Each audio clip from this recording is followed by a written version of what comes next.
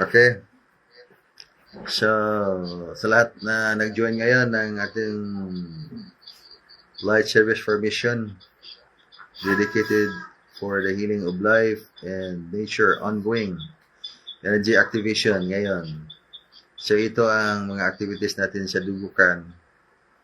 Ongoing energy activation, positive energy.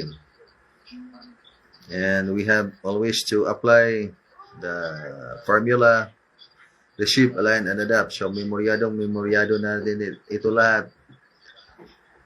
Receive, align, and adapt. Kaya memoryado na naman natin itong lahat.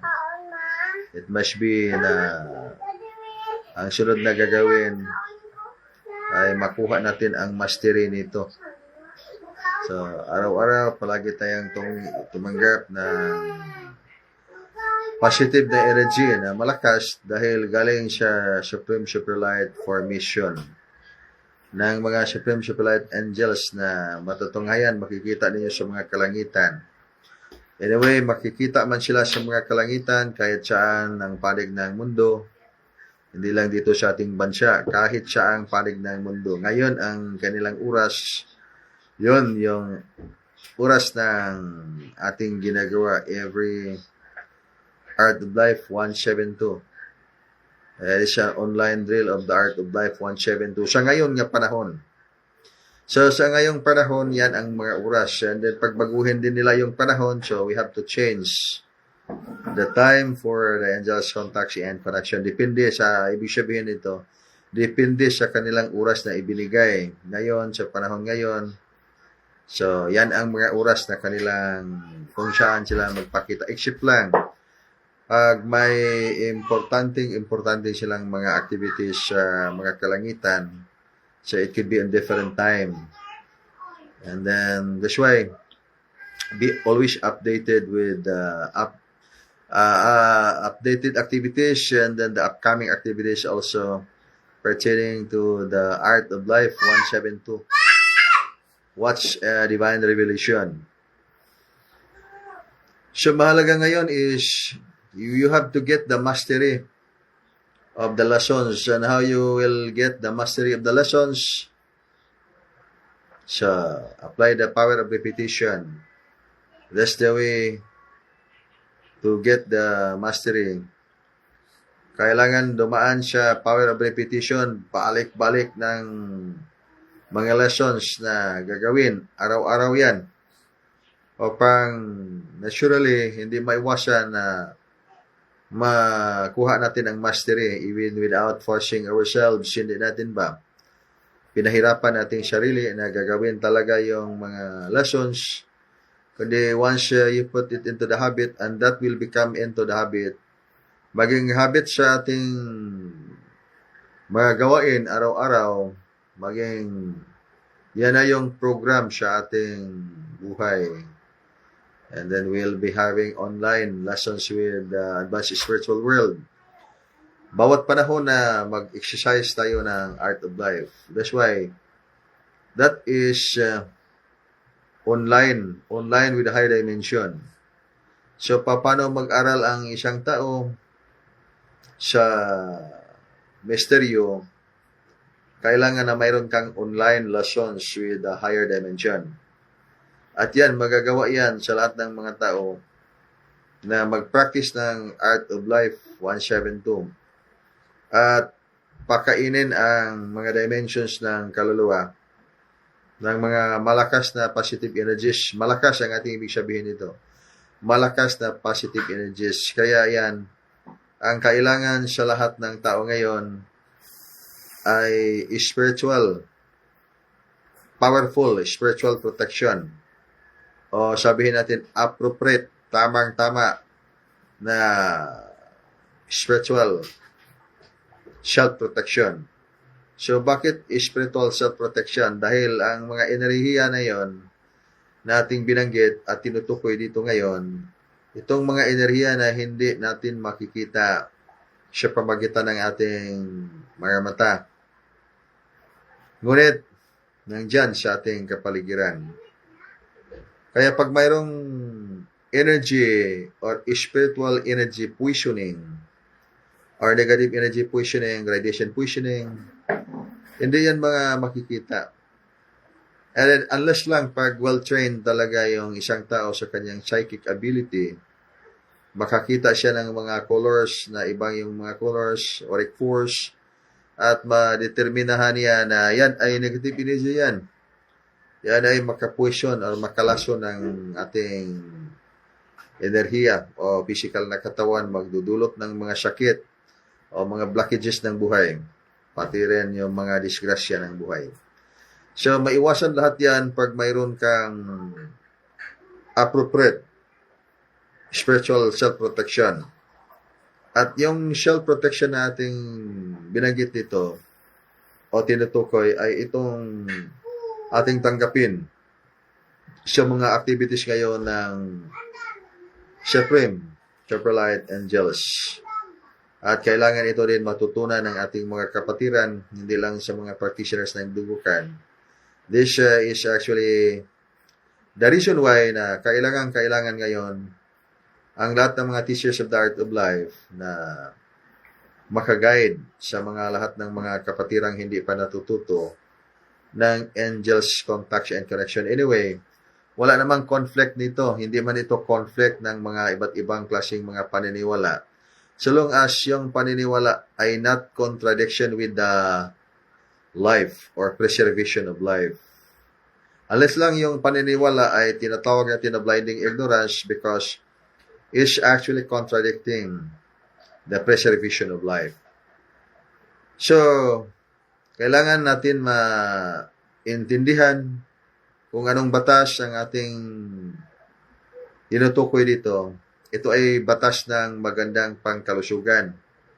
That's why, in this holistic art that we are doing, presenting to the brothers and sisters, not just only here in the country, it is really good yung ma-manage natin ito, ma-spread natin outside the country. That's why we have to look for the means or the ways how to channel this outside the country. So, this is so essential because brothers and sisters, nobody will not need, walang taong hindi nangangailangan ng magandang pangkalusugan. Ito lang pagandang pagkalusugan nating binanggit, we're not talking about the physical body, that we need material means to feed up good energy for the physical para maging malakas at malusog ang ating katawan. Kaya, in the mystical order formation, ito ay aral talaga ng ating pundasyon. Kung saan kayo ngayon nakakonect, ito ay ang aralin na kailangan natin i-feed up ng positive energies ang ating mga connected bodies. You are not just only the physical body. So, talking about magandang pangkalusugan, you are not so healthy at all, so stronger, healthier every day. Pag wala kang magandang enerhiya na i-feed up o i-support mo sa iyong mga, sabihin lang natin, mga connected na mga katawan.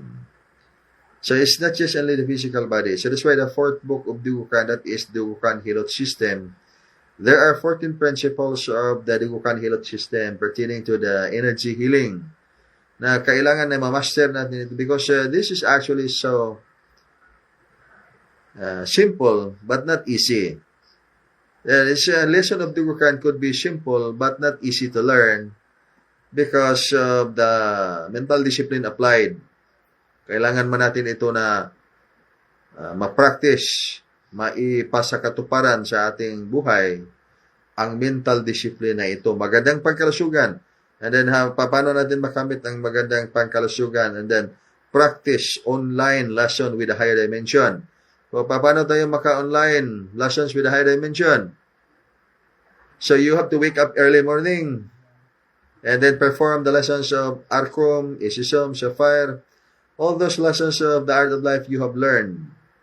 Then, maka-online tayo sa mga Supreme Super Light Angels because yan ang sistema ngayon na kanilang ibinigay para mayroon tayong unity in the giant waves of positive energy.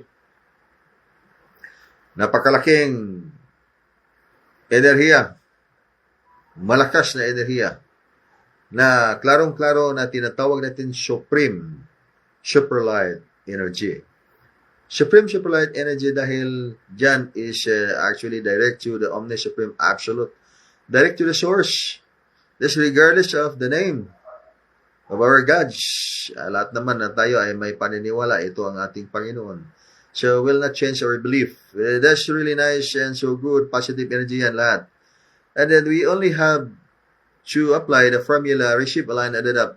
Marami man mga kapatiran, kaibigan, na alaman ang katotohanan, but it is the problem actually, malakas ang enerhiya, at totoong-totoo ang katotohanan natin, but it is a big problem, hindi natin alam paano gamitin ang ating mga katotohanan, na maging malakas malusog tayo, dahil alam natin ang paraan.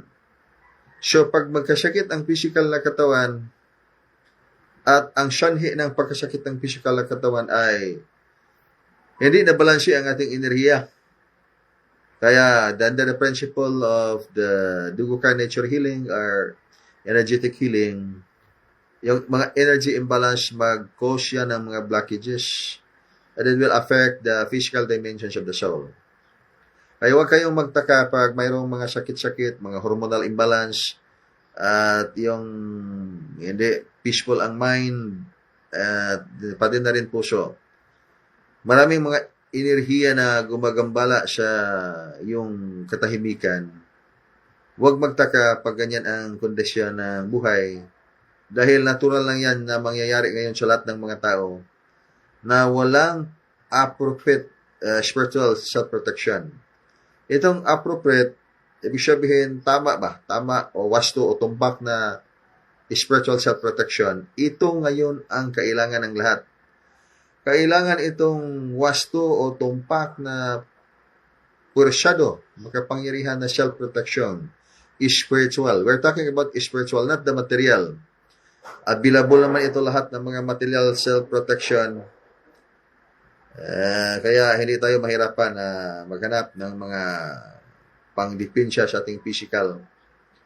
Yung kalinisan is one of the protection naturally against mga virus o against mga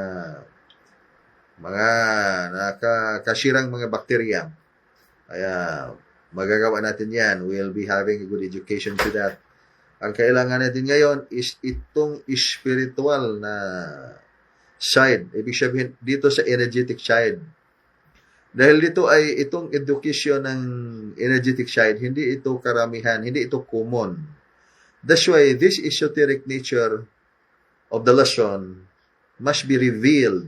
Kailangan ito na matutunan ng ating mga kapatiran. Kaya sino mang magtuturo nito? The teachers of the art of life would have that responsibility, spiritual responsibility to teach, to share the lessons to the brothers and sisters who do not yet learn the lessons. So ngayon, come on board lahat ng mga teachers of the art of life at mag-training pa upang mas maraming matutunan ng mga lessons of the art of life. Itong art of life is really actually a code of life. Lahat ng kailangan ng tao, nandiyan na lahat mga kasagutan sa mga misteryo ng buhay. Kailangan we'll go deeper with the inner is discovery sa pamagitan ng pagsunod ng divine guidance ng Supreme Master sa langit.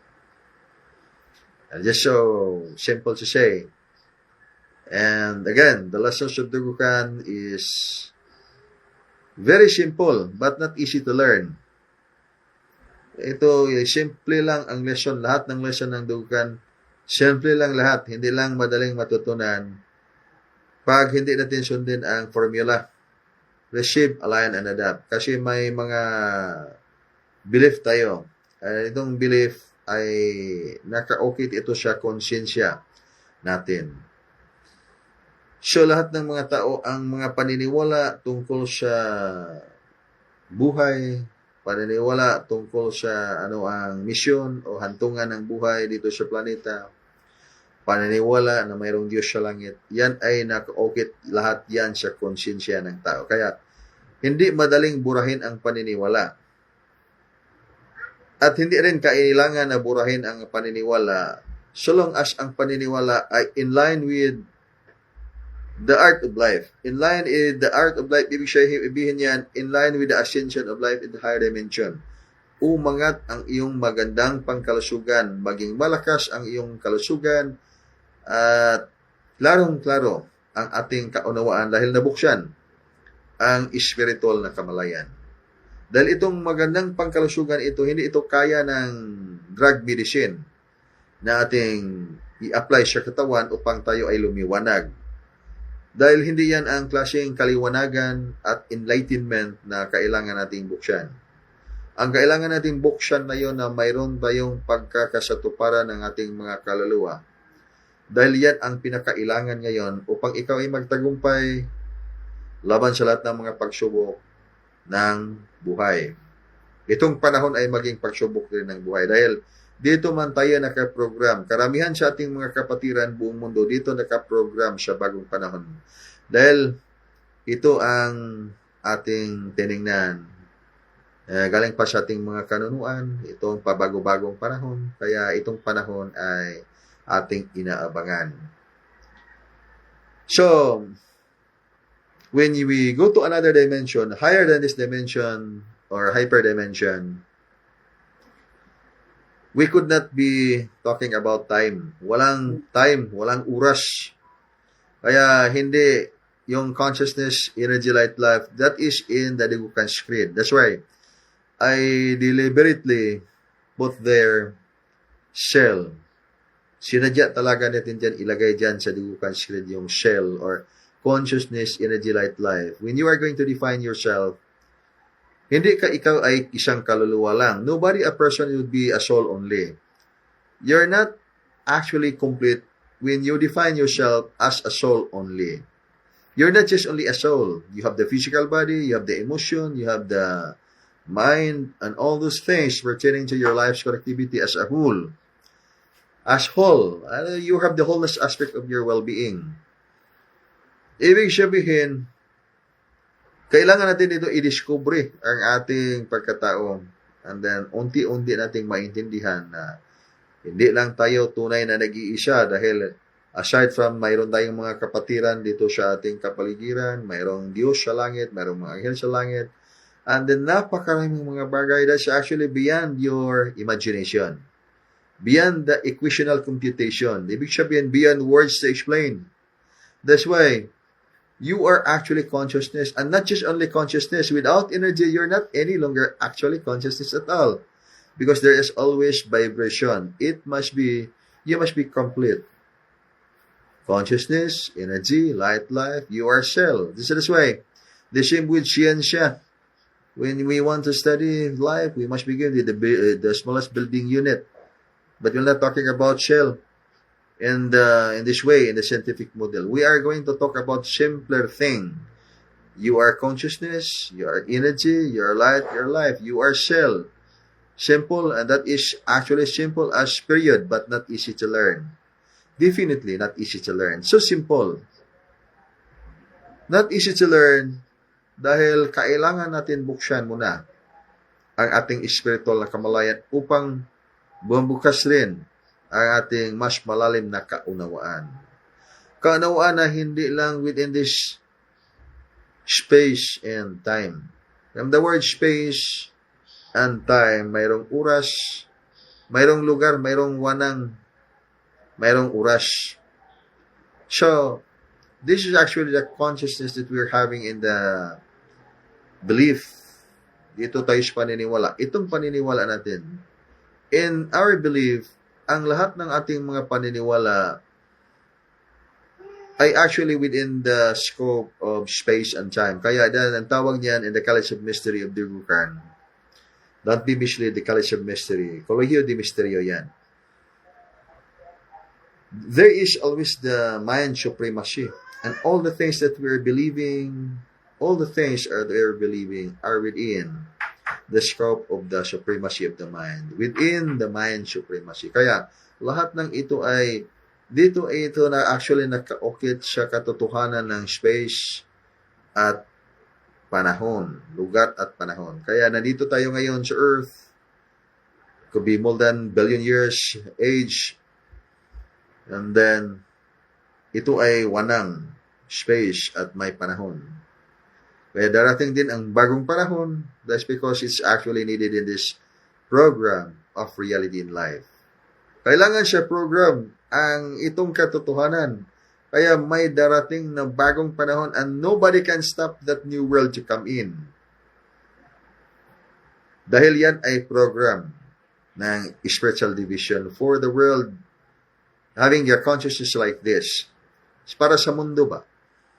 Na mayroong reality of understanding the way it is happening right now. Ngayon sa ating mismong panahon at ngayon sa ating pagkatao ngayon. Sa lahat ng mga nakinig at hindi nakinig ngayon. Lahat ay katotohanan because we are within this program of reality. And in the lesson in life, you want to ascend life into higher dimension. Then paano man tayo makaabot sa langit na ibig sabihin na langit na yan that is beyond space and time. If you are in the higher level of the Digukan lessons, and then the name of that is Supreme Governance of the Infinite Cosmic Family of Light. Ibig sabihin, infinite. Walang katapusan dahil walang beginning. Walang beginning, kaya walang katapusan. Pag mayroong beginning, mayroong katapusan. So, pag mag-ascend ang tao sa Supreme Governance of the Infinite Cosmic Family of Light, everything in the space dimension will dissolve. Wala na yan lahat. Kaya wala tayong paniniwala. But it does not mean that it's not real because we don't have belief. Or is really false because we did not believe. Only the thing is, lahat ng kapaliwanagan ay hindi makayang i-explain ng ating mga pamaraan sa ngayon gamit ang katalinuhan within the mind supremacy. This is my reason why when you are looking at the mountain, tingnan ninyo yung bundok. Tanggalin natin ang ating mga salita. Ngunit ang bundok ay nananatiling bundok yan. Walang salita. Nagpakilala ang Diyos sa pamagitan ng salita. At kasama ng Diyos ang salita. At ang salita at ang Diyos ay iisa lang. Tanggalin natin ang salita. Tingnan natin ang mundo. Ang mundo ay nandyan pa rin. Ngunit pagtanggalin natin ang consciousness, energy, light, life, wala ang lahat. Wala ang bundok, wala ang mundo, wala ang lahat. Walang salita, wala ang lahat. Kaya ano ang tunay na katotohanan? So, let's memorize the Digukan screen. Diyan tayo makaikot-ikot ngayon dahil gusto nating matutunan ang mas malalim na kahulugan ng katotohanan ng buhay dahil gusto man tayong magtagumpay, gusto tayong umakyat sa langit. In fact, that is the lesson of the banal na guro. Ever since ang banal na guro na sumama at nakisama sa mga tao. Tinuturuan ang tao o para ang tao ay lumawak ang kanyang spiritual na kamalayan. Ma-develop into higher being. Kaya higher beings yung mga tao ngayon. We are actually higher beings in this world, material world. You are higher being. And deep within you, you have the divine radiance of the Omni-Supreme Absolute. You have the divine connection. Malakas ang iyong connection sa Supreme Master ng langit. Kailangan lang i-discover ang mga misteryo ng buhay. Kaya it is actually time for conservation of your energy. You must conserve the energy. Sa karami-daming mga pagsubok ng buhay, sa karami-daming pagsubok ng planeta mismo, kalikasan, lahat yung mga pagsubok ng iyon ay kailangan mong malampasan. Para malampasan mo, ano ang ibig sabihin para kailangan natin itong lampasan? Para malampasan natin, mag-practice tayo. Art of Life. Art of Life 172 meaning kalagdaan or batas ng magandang pangkalusugan na hindi lang physical na katawan ang tingdan, kundi pangkabuuan ng iyong pagkatao. All those connected bodies of yours, you must develop And the way to do that, para makuha natin yan, pag-aralin natin ang curriculum. Hindi na ito modular, ha? When you practice Eskrima, could be modular, okay lang yan. But this is actually a code of life. This is actually a long term. So long as wherever you are existing in this physical world, and after this physical world, you go another dimension, and another dimension, all those dimensions, walang katapusan ang katotohanan na kailangan mong makita, madiskubre sa iyong pagkatao upang lumawak at masyadong lumaki at lumaki ang ating kaunawang spiritual to the point na makasaka talaga tayo, makaakyat tayo sa yung ating tinatawag na supreme governance of the infinite cosmic family of life. Lahat ng mga ilaw na inyong matutunghayan, makita ninyo dyan sa kalangitan, flashing across the sky by split of seconds. Napakabilis. At yung iba ay dyan, tumama pa yun, dumaan dyan sa inyong harapan. Then pag makita ninyo dyan sa lupa, walang kahit konting bakas na mayroong object or bato dyan na bumagsak. Kaya ano ba yung liwanag na yan na dumaan sa iyong harapan? At doon, tumuloy doon sa ilalim ng lupa. And then you look at the ground, walang kahit anong konting bakas ng lupa na medyo nalaglag dyan na meteorites or bato. Hindi yan mga bato dahil yon ay mga buhay na yung mga citizens yan ng supreme governance of the infinite cosmic family of light. Kaya maghanap ng ebidensya ang tao sa pamaraang ito in the model of the scientific way, that is so impossible. And there's no way to commit realization dahil walang ebidensyang makita dyan. Dahil ang model ng pamaraan na yan ay iba. That is model within the mind supremacy. And then we go extension of this understanding. So we have to use the other side of the coin. Kaya when we are having an education in the spiritual side, and then magbasa tayo ng mga Holy Scriptures, it could be different Holy Scriptures, depende na yan sa ating mga references. And then we have to refer this truth, and then finding the solutions of this mystery. And then we don't be able to find evidence of this mystery. And of course, much more the solution when talking about the deeper meaning of this. Dahil ito ay mayroong sariling pamaraan at iba ang paraan nito sa pagdiscover. Kaya we have the formula, very certain formula, upang hindi tayo maliko, hindi maligaw ba? Kaya talagang kailangan hanapin ang iyong mga magtuturo. Ngayon ay hindi na masyadong mahirap hanapin ang iyong magtuturo dahil marami na ngayong initiated teachers of the art of life. Itong mga teachers of the art of life, maski hindi nila ma-explain, pero maturo man nila sa kanilang mga kamay. Ang problema ngayon, pag maturo natin sa ating mga bibig, walang katapusang pananalita yan. Kailangan yan ng millions of years, hindi pa rin natin maintindihan. Dahil sa napakalawak at napakalalim nitong mga bagay na ito, although so simple but so difficult to learn. And this is the worst thing. Simple pero napakahirap na matutunan. Kailangan na wala tayong katalinuhan upang ating matutunan.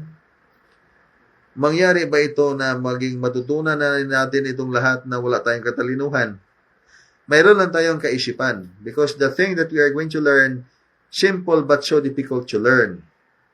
Especially pag mayroon tayong tinatawag na una, blinding ignorance. At what's actually the root of origin of blinding ignorance? Tingnan natin itong root of origin of blinding ignorance. Could be human negative ego. Lalong-lalo na pag mayroon tayong human negative ego, alam natin na hindi natin alam ang katotohanan. Ngunit tumayo tayo nga ito ay yung katotohanan dahil ito ay dito sa ating puso at masaktan tayo. Dahil sinabi niya at baka mas mahigitan pa tayo kaysa kanila. Kaya hindi yan katanggap-tanggap ng spiritual na kamalayan. Kaya magsara talaga ang ating spiritual na kaisipan. Dahil itong katalinuhan natin at katanggap-tanggap lang dito sa ating dimension. na tinatawag nating dimension within the emotion dimension and the mental dimensions of the soul, and within this universe, space, with time. So what's the limit of all these things in our belief? What's the limit of this universe? What's the limit of our life or our lives here in the physical world?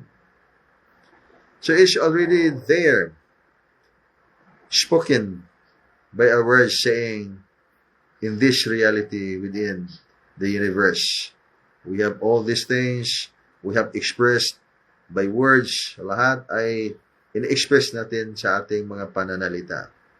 But when we go higher and higher, then this is actually the things you realize that even itong mga ating mga sanalita ay ginagamit itong lahat ng ating mga sanalita basically para makakommunicate tayo. And then, of course, deeper than that, para ma-hide, para maitago natin ang mga katotohanan. But may isang paraan na hindi maitago ang katotohanan. So, anong lingwahe yan na hindi natin kayang maitago ang katotohanan? That's actually the language of vibration. Kaya sa umpisa lahat ay vibration. Bago pa ay sinilang ang mga salita. Bago pa ang alpha and the omega sa lahat ng mga salita. Nauna niya yung vibration. Ang vibration ay hindi natin mabasa pag wala ang ating spiritual na kamalayan. Kaya pag nandito tayo sa ating katalinuhan, ang mabasa lang natin ay yung binibigkas ng ating utak.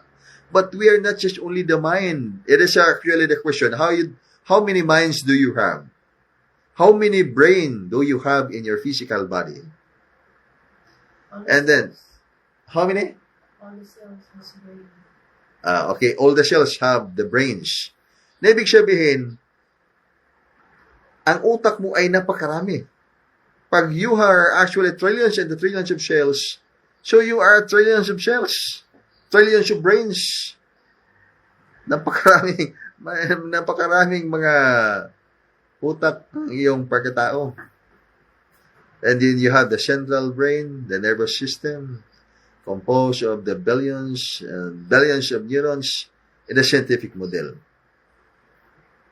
At ibig sabihin, pag bawat cell ng katawan may utak, so napakaraming utak. But you're not just only the soul, you're not just only the cell.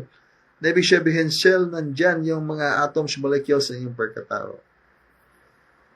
Kaya napakalalim ang misteryo ngayon na kailangan natin na ma-break up ang misteryo nito.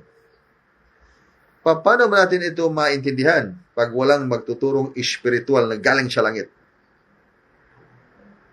Walang pagkakataon. There is really no way to do that, to achieve the real understanding. Dahil ang magbukas ng iyong espiritual na kamalayan, ang magtuturo ay Diyos mismo, hindi tao. Kaya tayong lahat, kailangan tayo mag-online lesson with a higher dimension para maturuan tayo ng Diyos sa langit. Pag tao ang magtuturo sa atin, may mga bagay na hindi kayang maituro ng tao. Only heaven will teach you that certain thing para ating matutunan. Kaya malaki ang liwanag ng iyong spiritual. So the good health that you're aiming, kailangan maabot natin itong tunay na magandang, malakas na pangkalusugan o kalusugan. Na ang kalusugan na yan ay dadaan yan sa commandments of the art of life. Kaya anong batas nga kailangan sundin natin ngayon? Itong batas na ito, way back, 1,000 years ago, 300,000 years ago, napakalumang panahon na yan dahil may panahon. Nandito man tayo sa mundong may panahon. So it means to say we are in the mortal physical world and the reality within the scope of space and time. Just like the cellphone ba, lahat ng mga reality, when you say yourself that this is reality, all the informations nandyan sa iyong cellphone, that's all the reality within the records, within the memory of your cellphone. But that is not reality at all. When you are outside of that memory. So illusion yan lahat. And then you can see heaven there, but you cannot get inside of that heaven kasi hindi nag-exist yan. It's just only stored up the information just right there in your simpak or in your memory. But if you want to get inside that, walang nag-exist na totoong yan, nandyan ang tunay na kalangitan. Pagpasukin mo din yan, ay hindi sapat ang lugar na yan dahil napakalawak, napakalaki ang iyong ilaw. So ito ay isa sa katotohanan na you must go beyond belief to understand this thing. And this thing is so simple, but so difficult to learn. Kaya huwag kayong maligaw na sundan ang katuruan ng Divine Master sa langit. Nang dito na ngayon ang katuruan ng Divine Master ng langit, ibinigkas at ituro sa lahat ng mga magtuturo ng buhay. At huwag kayong mag-alala kung ang magtuturo ng buhay ay hindi makapagsalita, especially pag, ano ba yon yung amang ba, ng mute. Pwede bang ang isang mute o isang bulag, pwede bang magtuturo ng art of life? Ay pwede, walang problema yan. Dahil lahat ng mga sakit-sakit ng physical na katawan, sabihin natin illusion yan. Dahil dito man tayo sa higher na dimension. When you are at the higher dimension and then you are mute or deaf, bingi, at saka pipi, hindi makapagsalita, can you teach art of life? Definitely, you can teach art of life. Dahil ang pagtuturo ng art of life, kailangan lang ituro mo siya yung kamay. Then pag wala kang kamay, ituro mo siya yung paa. Pag wala kang paa, mayroon kang katawan, ituro siya yung katawan. Huwag lang sasabihin sa mga salita dahil hindi tayo matapos, kunting panahon na lang ang ating iingatan ngayon at mag-ingat tayo dahil sa malaking mga pagbabago ng panahon. Kung nandito po tayo sa lugar na walang panahon, wala tayong ikabahala sa ating panahon. Ngunit sa umpisa pa lang ng ating mga paniniwala, buong mundo, naniniwala man tayo na ito ang panahon, magbago ang panahon. Kaya nga magbago ang panahon. From the Ice Age ngayon, we are this in contemporary age, so much advanced technology. Tapos na yung Stone Age natin, Iron Age, and then dito na tayo ngayon sa contemporary age. Kaya mayroon na ngayon, makikita natin itong mga advanced technology, may mga rocket, yan, lumilipad. Itong lahat ng mga technology natin ngayon ginagamit, this is actually part of the new world. And then darating ang pinakabago at mas bagong panahon na hindi angkop sa mga taong ang kaisipan ay nandyan pa sa lumang panahon dahil hindi nila maintindihan. So, paano tayo makahabol sa katotohanan kailangan ng buhay para tayo ay magtagumpay? Magtagumpay na makaakyat sa kanyang kaharian. Kaya, ang sagot yan, sundan natin ang mga aral na ibinigay ng Supreme Master sa pamagitan ng mga Teachers of the Art of Life. At sa lahat ng mga Teachers of the Art of Life, tayo ngayon, mga Teachers of the Art of Life kayo, huwag kayong magduda sa iyong sarili na kaya ba kaya nating magturo ng Art of Life. Kaya nga ng mga pipi, bingi, at kaya na yung mga pungkol na magturo. Kaya ng kahit sino mang tao, mga bata sa society, sila yung mag-command ng Art of Life. Dahil itong katuruan na ito ay yung klaseng katuruan na hindi kailangan i-simplify natin. Dahil pag i-simplify natin, masyadong mawala yung pagkaintindi, pagkakataon makaintindi ang tao. Ang gagawin lang natin, simple lang, ituro mo sa iyong kamay. O isabi mo na, saan ang Diyos, saan ang mga anghel, yan sa langit. Ayan sila sa langit. O, alam mo yung, ano yung mga aeroplano, ano yung mga satellites, ano yung mga flying saucer, dahil natututo ka na sa Art of Life. At alam mo yung, ano yung Supreme Light Angels, para hindi magmukhang maging cargo gods yung sumamba ang mga tao instead of praying and worshiping to the real God. And then, ang sinamba nila ay mga alien gods. That is actually the idolatry side. Ibig sabihin, mayroong mystical order formation. Yung mystical lesson, yung kailangan natin matutunan ngayon. Hindi yung sabihin na isang tao nakikita yung mga grupo ng mga tao nakakita ng nag-exercise ng art of life. Sinabi nila, ay, sino yung mga tao sumamba ng araw, sumamba ng buwan o bituin. That's actually judgmental conclusion na sa mga tao na magawa lang sa mga taong wala silang pinag-aralang mystical order formation. Dahil unang-una, mayroon sila pang blinding ignorance. At napakalalim ang kanilang blinding ignorance. Hindi nila alam ang katotohanan na talagang lubhang kailangan ng kanilang mga kaluluwa. Kaya, responsibilidad din ng mga taong natututo kung paano i-enlighten din itong mga taong hindi pa nila naintindihan. Kaya, huwag tayong magalit sa mga taong magsasabi na, ayon, mga ano yon, mga ibang mga paniniwala, mga kulto yon. Dahil karamihan sa mga taong gumagawa ng judgmental action na hindi nila alam ay syradong-syrado ang kanilang spiritual na kamalayan. Kaya turuan natin sila kung paano maging malusog, malakas ang spiritual, pati na rin ang physical na katawan. Dahil pag kanilang maintindihan na, ay nako, mangunguna pala sila sa atin sa pag-spread ng mga lessons na ating mga natutunan. Dahil kailangan manila at magbigay din ng katahimikan sa kanilang mga kaluluwa. Dahil ngayon, ang calling ng mga tao ngayon sa kanilang kaluluwa na mag-align sa spiritual foundation. Because all the souls before incarnating life sa physical na mundo, mayroon silang layunin.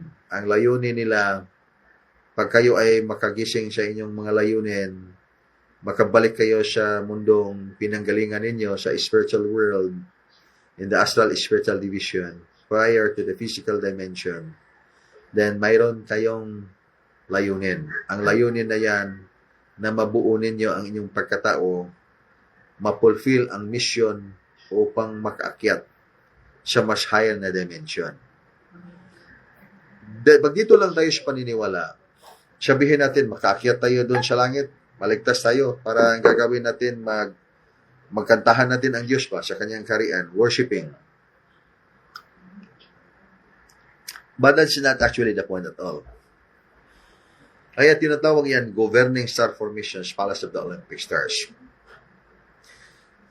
From the word governing, you have to govern a star. At sino mong i-govern doon sa mga kabituunan o sa mga diyan sa mga heavenly bodies? That's the thing that you have to discover by yourself. Dahil talagang matutunan mo yan. Let's just begin with this data. Angels, contacts, and connection. Makita man ninyo yung mga bituin sa kalangitan when you do your exercise at the art of life. And then apply the formula. Try to discern the formula. We are not alone. You're not alone. Looking up the blue skies, makita niyo dyan ang maraming mga bituin. And then may isang information dyan na magsasabi sa iyong pagkatao na may mga pamilya ka doon sa mga bituin. Marami kang mga pamilya dyan sa mga kabituunan sa langit. In the stars of the heavens. And then may mag-reply sa'yo. Ikaw lang yung makaintindi because you're talking. Your higher and all those trying to access your different connections where it could be also part of yours. So, may makita kang mga liwanag na mag-cross in the blue skies by splits of seconds and makikita mo mga shooting stars. That's why, ang iba doon pag magkataon na dyan talaga dumaan sa iyong harapan at wala kang makitang trace up ng kahit konting bakas ng lupa. So, ibig sabihin, yung mga response ng mga buhay dyan sa mga kalangitan. And that's not worshiping. Kaya nga, pag sabi ng mga tao, yung mga exercise na yan ay worshiping. Do not involve yourself into idolatry. Kasi itong idolatry, dalawang ibig sabihin itong idolatry. Idolatry by words or idolatry by action or by deeds.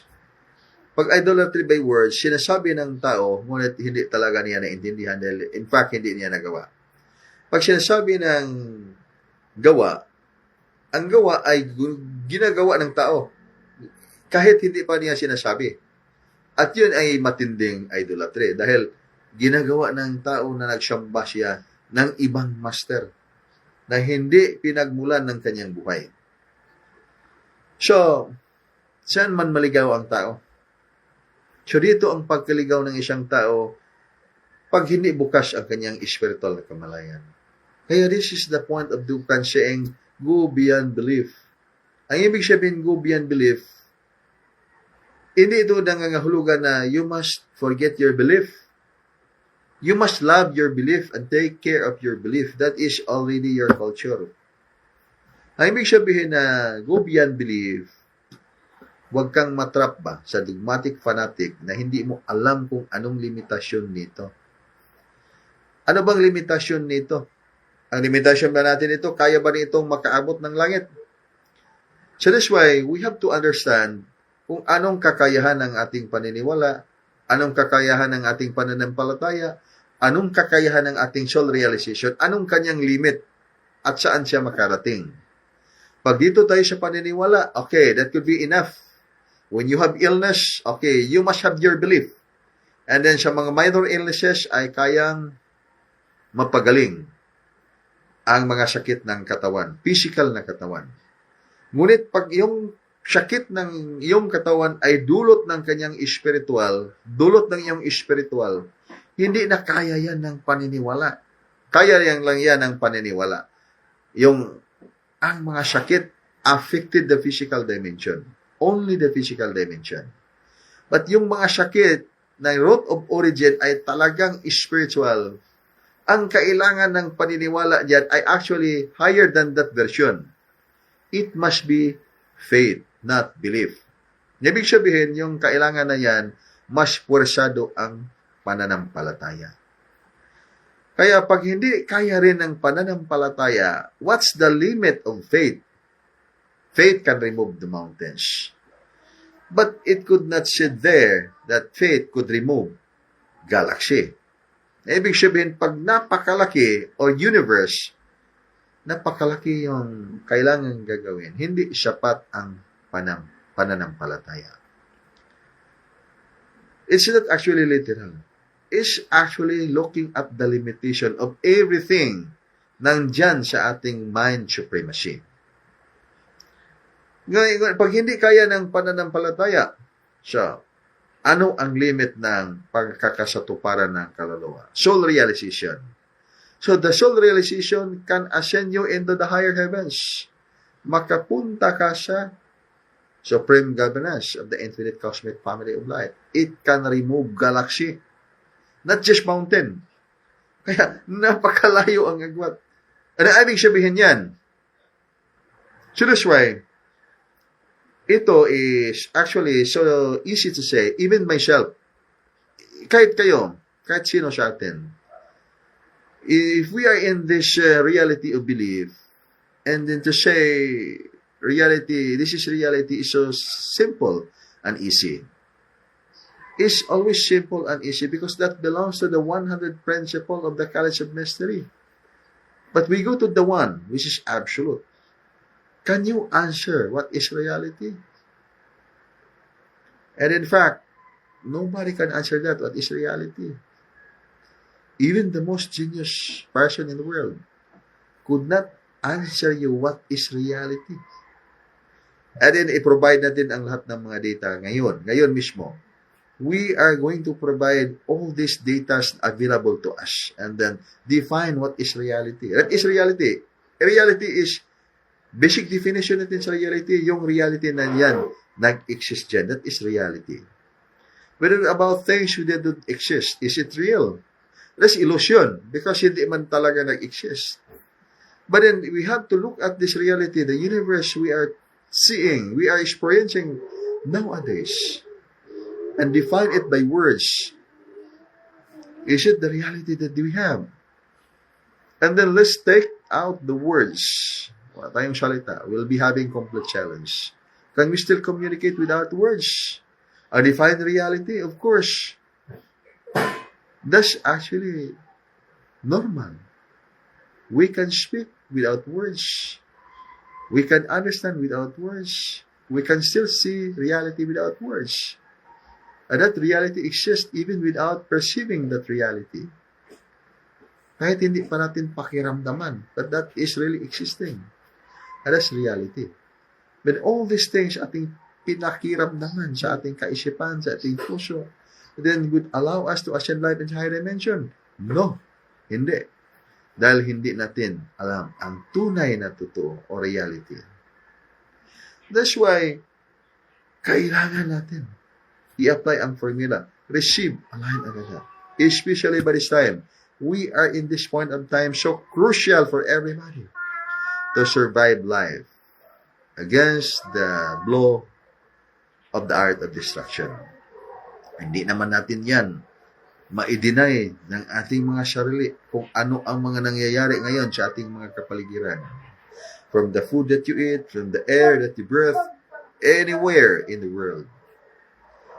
Mayroon lahat ng mga poisons energy by, of course, by the garbages thrown to our environment in the nature itself.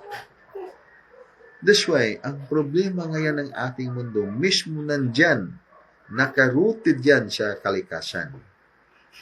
It is the point that the Dugukan is very clear in its education. Nowadays, we have to help for the healing of life and nature. How will you do to help healing life?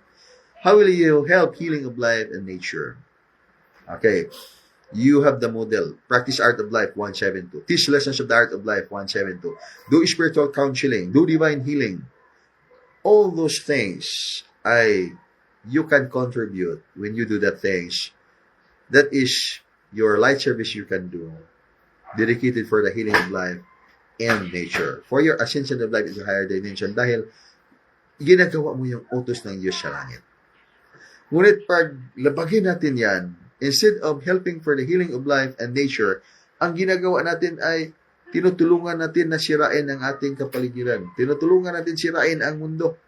Dahil kinakontribute natin ang ating mga enerhiya upang masira ang katahimikan ng mundo. At sa anong paraan? Dahil this is essentially real.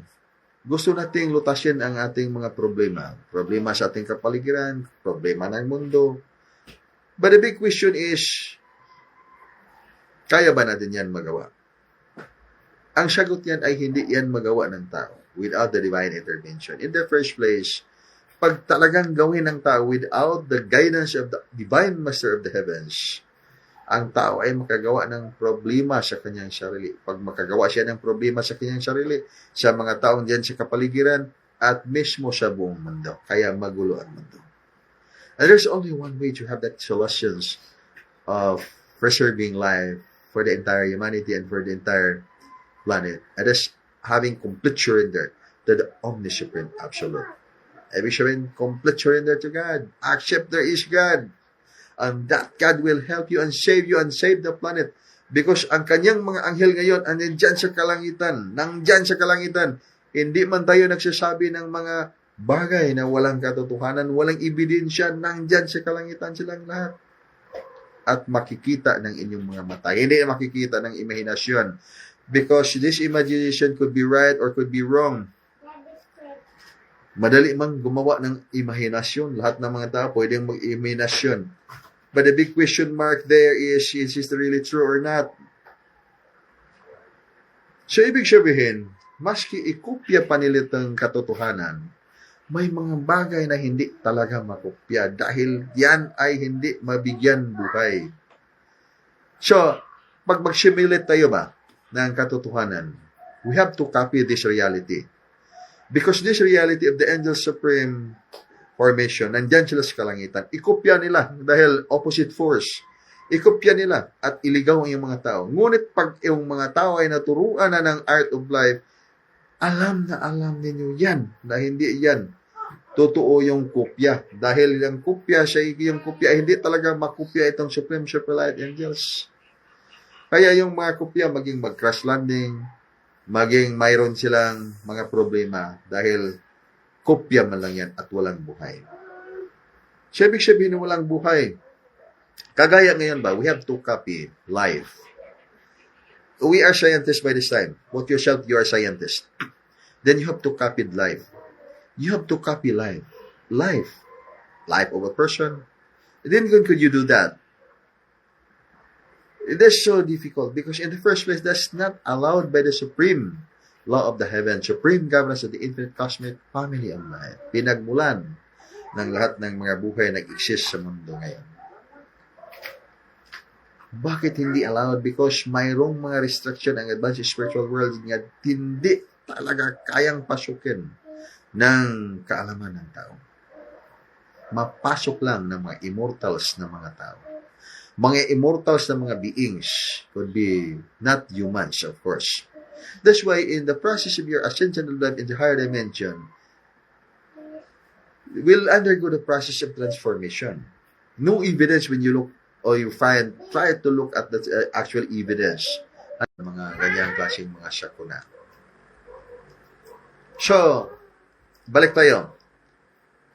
Itong advanced information ng spiritual, hindi ito kayang mapasok ng kahit sino mang tao. That's why, the evidence or evidences are not available in this model. Because there is different model that can align the frequency of the advanced spiritual world.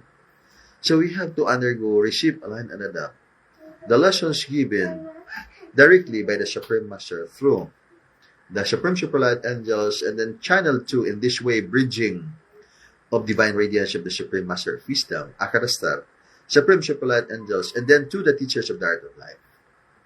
So ituro nito sa pamagitan ng actual practical lessons ng paggawa mo ng lessons, online drill with the angels or the higher dimensions by performing lessons of the art of life para maunti-unting mabuksan ang mga informations of your advanced spiritual function.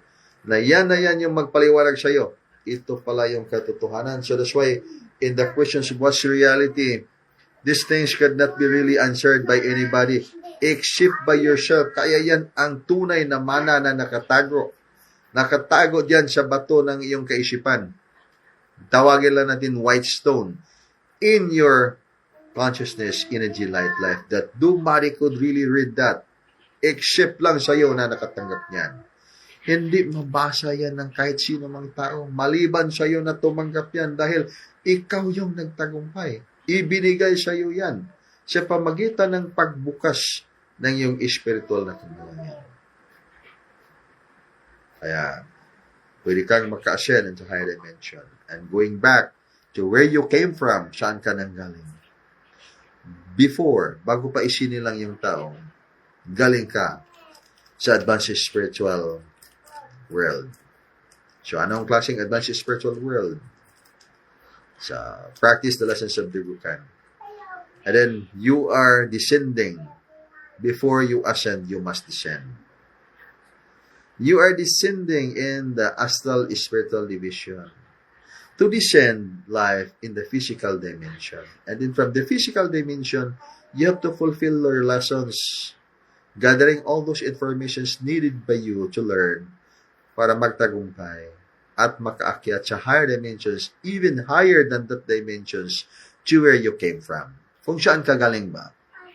So, galing ka dito sa higher dimension, bumaba ka sa astral spiritual division, from astral spiritual division, bumaba ka dito sa physical dimension, and then, i-fulfill, itagumpay mo yung lahat ng mga kailangang lesson na itagumpay, and then, para ka umakyat sa mas mataas na dimension, mas taas sa dimension kung saan ka galing. Ibig sabihin, that is growth. Yan ang growth, ang paglaki ng iyong pagkatao, o pagka-anghel, o pagkasino ang anong tawag mo sa iyong pagkatao. So, ito ngayon ang laro ng mga bituin sa buong kalawakan. Buong kalawakan. Ang ating galaxy, we are in the Milky Way, in this solar system. And then nearest to us, nearest to this galaxy could be millions of light years. Napakalayo. But it is so close actually when you are going to look at the consciousness dimensions of your soul. Kaya paano natin madiskubre itong misteryo na ito? Try and begin involving yourself, looking with all the stars, not worshiping the stars. Kasi hindi man ibig sabihin yan, you have to worship the stars. You have to look at the stars and try to ask yourself, how could you help the stars? How could you help the planet? Ibig sabihin, hindi lang tayo ay tinutulungan ng araw, tinutulungan ng mga bituin, tinutulungan ng ating planeta po upang tayo ay mag-exist dito sa physical na mundo. Ikaw rin mismo ay may spiritual responsibility na tulungan mo ang planeta, tulungan mo ang mga bituin, tulungan mo ang araw, tulungan mo ang lahat ng nandyan sa kalikasan. That is spiritual responsibility where everybody must learn.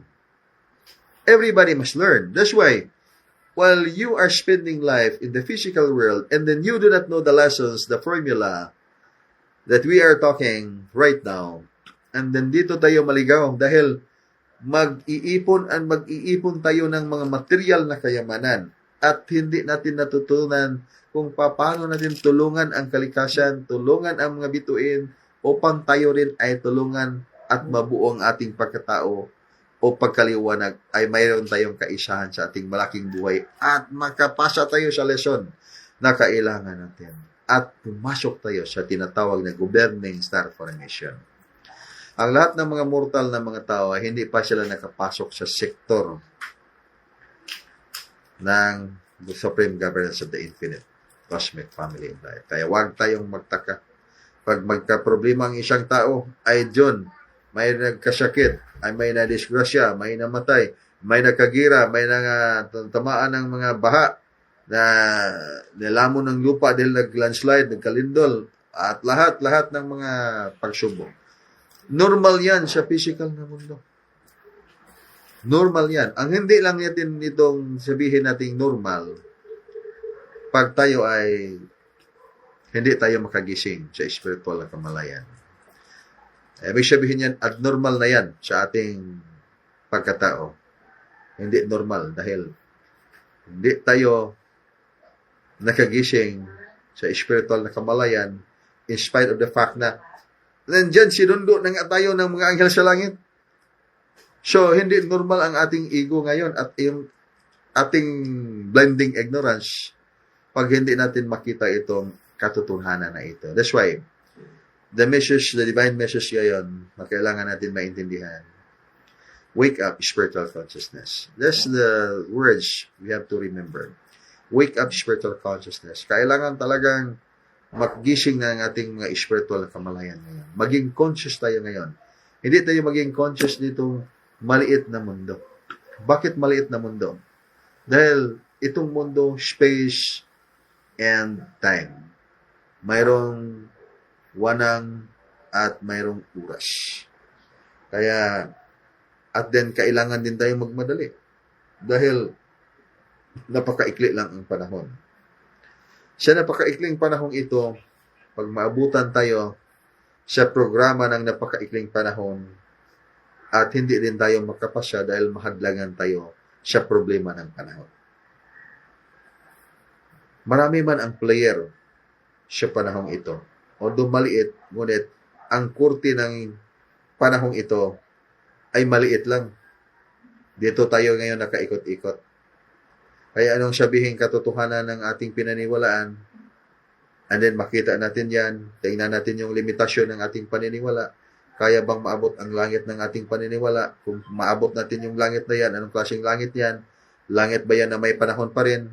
At may wanang, kung ganyan klaseng panahon, nandyan pa rin sa ating kalooban ng tinatawag natin mind supremacy, mental dimensions of the self. And then the complete illustration of that to understand the lesson, your conscious astral travel.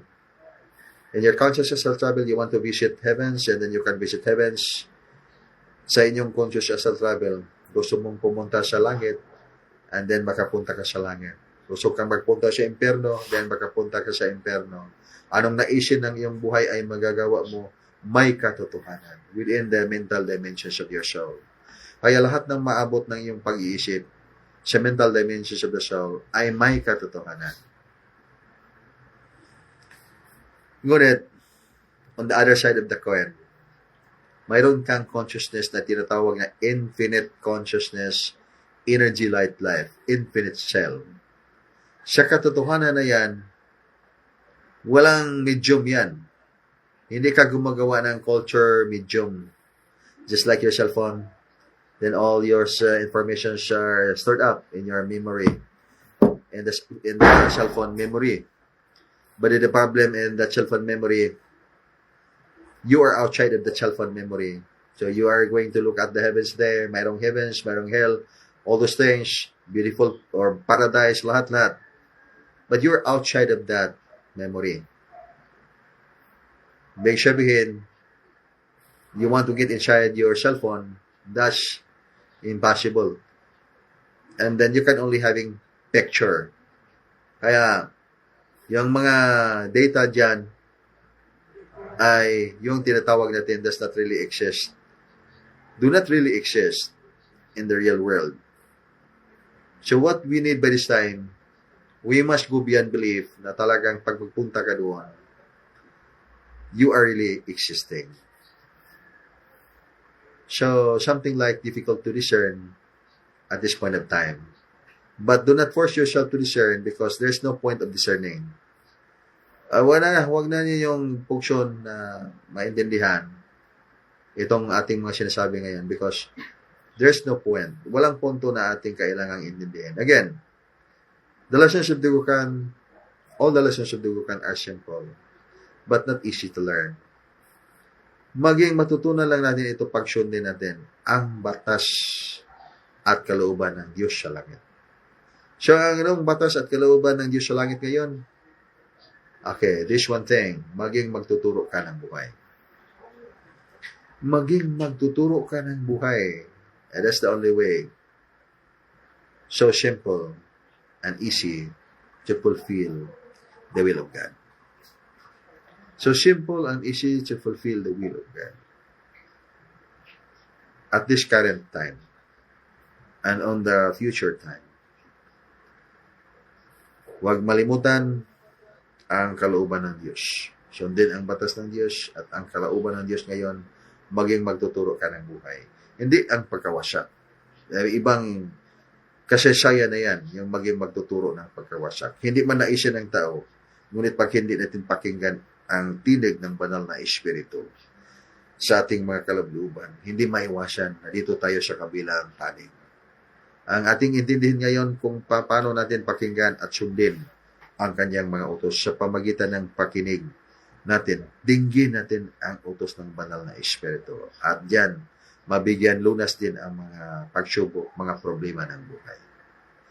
Ina-advise natin ito sa lahat ng mga kapatiran, mga teachers of the Art of Life, dahil ito ang daan na ating kailangang tahakin ngayon.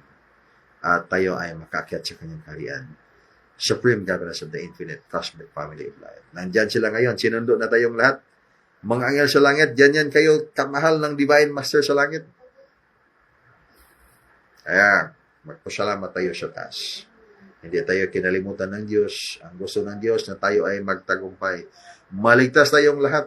Pati mga mahal niyo sa inyong mga buhay, maligtas lahat. Hindi itapon sa dagat-dagatang apoy. Kawawa naman itapon sa dagat-dagatang apoy.